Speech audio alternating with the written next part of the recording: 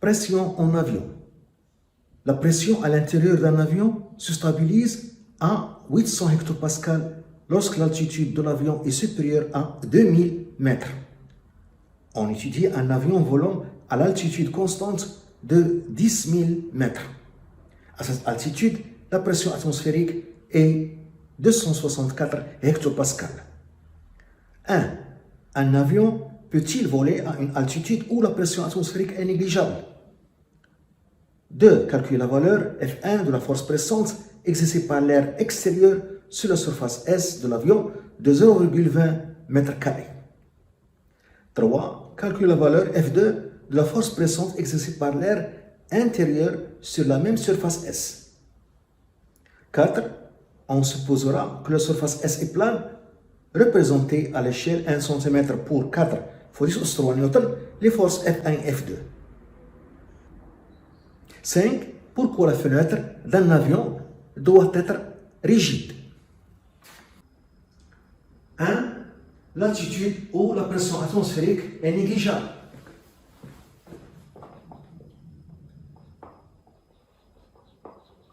L'altitude où la pression atmosphérique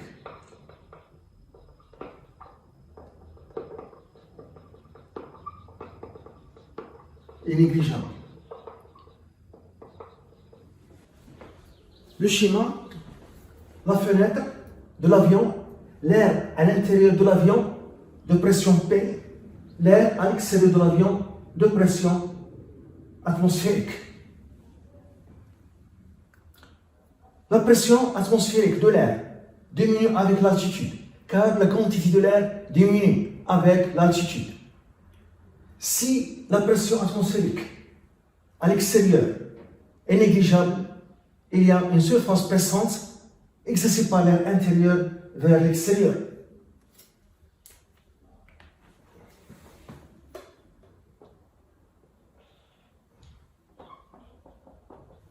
Il n'y a pas de force pressante de l'extérieur vers l'intérieur, car la pression atmosphérique est négligeable. Donc la fenêtre risque de se casser. C'est pourquoi l'avion ne peut pas voler à une altitude où la pression atmosphérique est négligeable. L'avion ne peut pas voler à une altitude où la pression atmosphérique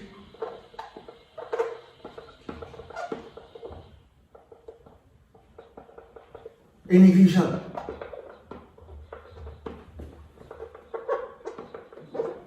Car la seule force pressante s'exerce de l'intérieur vers l'extérieur. De l'intérieur vers l'extérieur. Perpendiculairement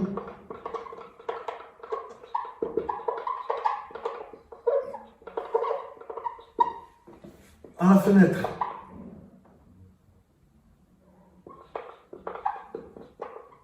Qui risque de se casser.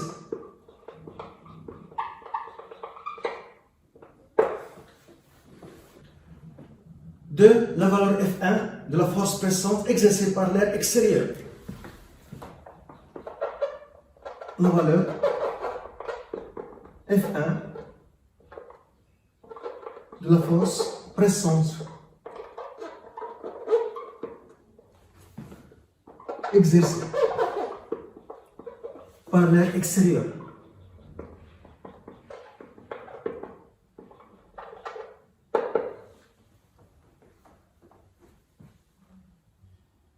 À l'extérieur, il y a la pression atmosphérique.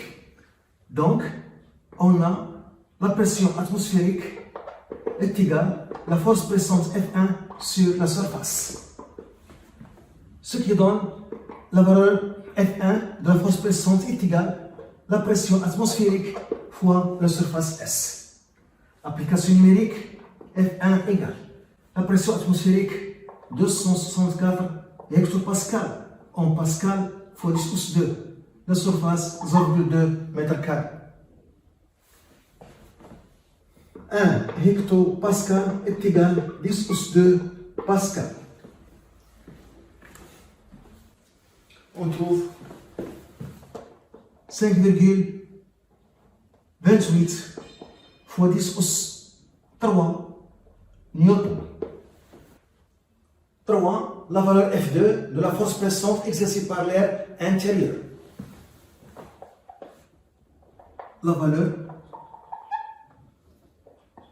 F2 de la force pressante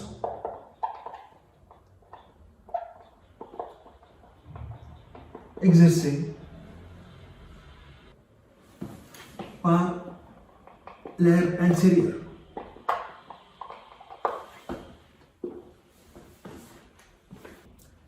À l'intérieur de l'avion, il y a de l'air de pression 800 hectopascal. Donc, P est égal F2 sur S. Donc, la force pressante F2 est égale à la pression fois la surface. Donc, P 800 hectopascal en pascal fois 10 sur 2, la surface 0,2. Donc, on trouve 16 000 newtons, qui est égal à 16 fois 10 sur 3 newtons. 3. Représentation des forces pressantes.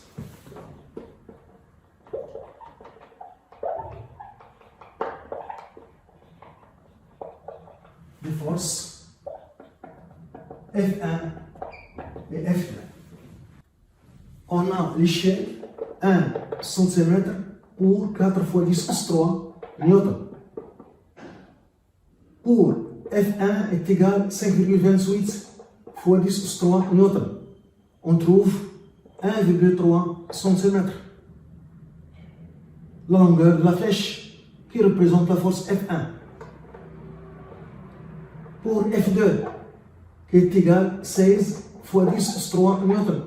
On trouve la longueur de la flèche qui représente la force F2, 4 cm. Je représente la force pressante F1 exercée par l'air extérieur sur la fenêtre. On doit d'abord préciser ses caractéristiques. La direction, le sens, l'intensité. Sa direction est perpendiculaire à la fenêtre. Le sens, la force pressante F1 de l'extérieur vers l'intérieur. Et a pour intensité 5,28 fois 10 sur 3 newtons. Donc, la longueur de la flèche qui représente cette force, 1,3 cm. D'après l'échelle. Donc, 1,3 cm.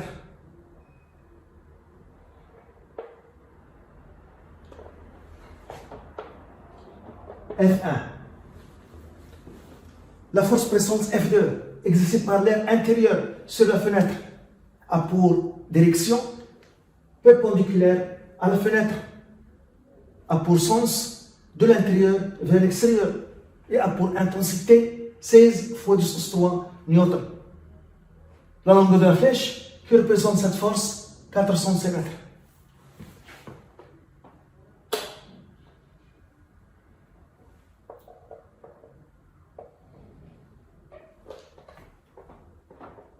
F2. 4. Pourquoi la fenêtre doit être rigide? Quatrièmement, on a F2 supérieur à F1. La force pressante F2 est supérieure et plus grande que la force pressante F1.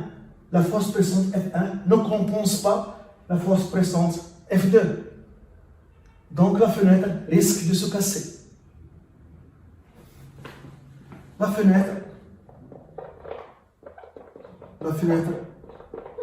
doit être rigide